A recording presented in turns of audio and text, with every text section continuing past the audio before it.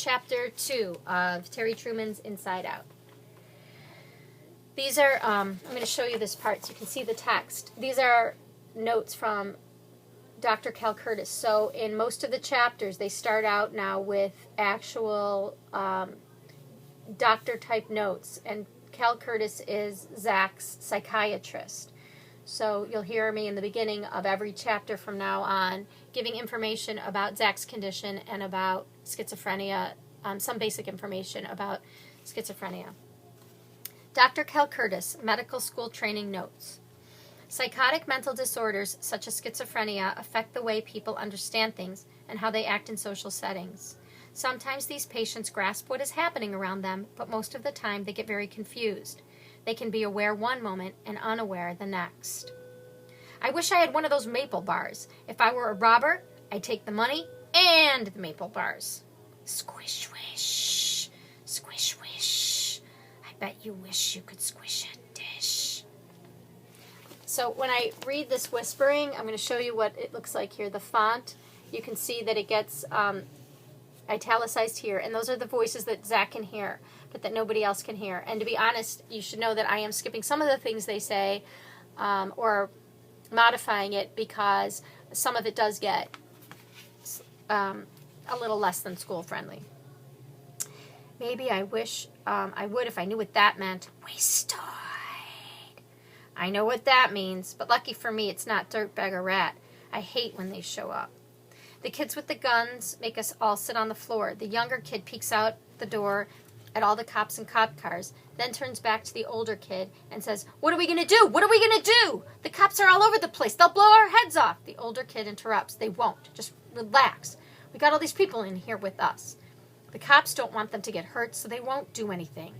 He pauses a second. Then he says to all of us, "Just sit there and shut up and you won't get hurt." I want to stay quiet. I want to relax, but I can't help myself. "What's your names?" I ask. The older kid looks at me. "You don't want to know our names," he says. "Yes, I do," I say back. "Otherwise, I won't know what to call you." "Dang," says the younger gunman. "We had to pick a place with a retard in it." The older kid turns to the younger one and says, "Chill." The older kid turns to me again and says, "You can call me Frosty and him Stormy, okay?" "Wow," I say, really impressed. "Neat names. Are those your real names? What are your last names? Are you brothers? Wouldn't it be cool if your last name was Day? You know, like Frosty Day and Stormy Day."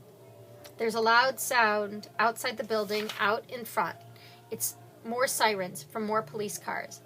The older kid, Frosty, ignores the new police sounds and looks at me funny. He asks, "What's wrong with you?"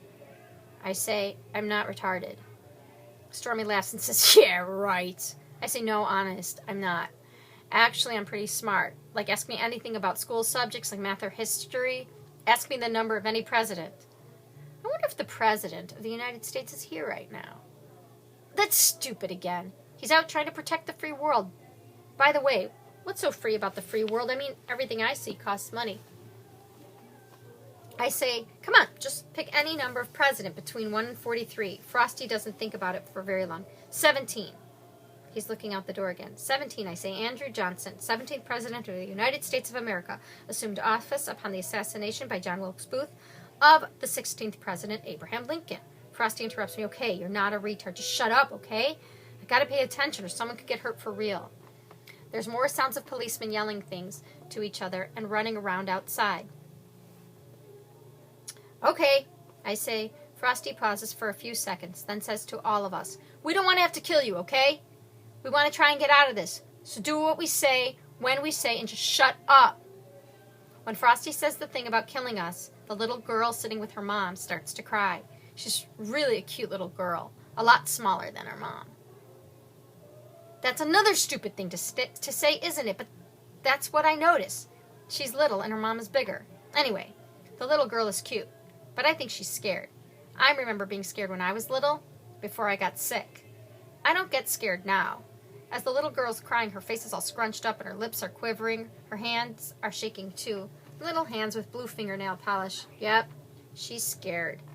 Stormy looks down at the little girl and says to her, "Hey." And she looks up at him. He says, "We're not going to hurt you. I promise." The little girl smiles at him and he smiles back at her.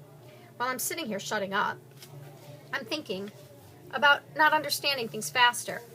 I guess in a way I'm embarrassed about it, but I'm happy to still feel embarrassed. Dr. Kurt says a lot of people with my kind of brain don't have feelings at all. He says that would be worse.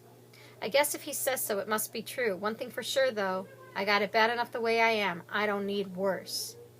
Stormy asks Frosty again, how are we going to get out of this? His voice is shaky.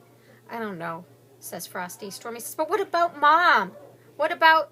Frosty interrupts, just shut up a second, okay? Just chill. But, Stormy begins, but when he looks at Frosty, he stops talking. Suddenly, there's more loud sounds of cops outside. Frosty and Stormy look up at each other, but don't say anything. We're all so crowded together, but it's okay because I'm sitting next to one of the old ladies who has on some perfume that smells really nice. You smell nice, I say to her. She tries to smile at me, but her mouth can't quite make it. She has kind of pink-purple hair and real wrinkly skin. I mean, really wrinkly. I wonder if she's 100 years old. Stupid again. Hardly anybody's that old. So I ask her, how old are you? Stormy says to me, geez, please, shut up. I forgot I wasn't supposed to talk. Or maybe I thought that just counted out in the other room near the maple bars. I guess it counts in here too. Oops, I say. Frosty says, it's okay, just try and be quiet, all right? I nod. Frosty kind of half smiles at me, but he can't get his mouth to make a smile any better than the old lady could a few seconds ago. I guess he's scared too. There's a lot more noise outside the coffee shop. Policemen yell things to each other, and their sirens blare, and people holler. There's the regular traffic sounds that I always notice when I'm waiting here for my mom, but now there's police radio sounds, running footsteps, and some beep, beep, beep sounds, like when a truck is backing up. Wing, wong, wing, wong, wong, gong. I wonder if the feeling I'm feeling right now is fear. It's hard for me to know what feeling is appropriate with what's going on. I'm not appropriate sometimes. Sometimes I'm inappropriate. Wong, wong, sing, song, waste. Suddenly I hear this click, click, click.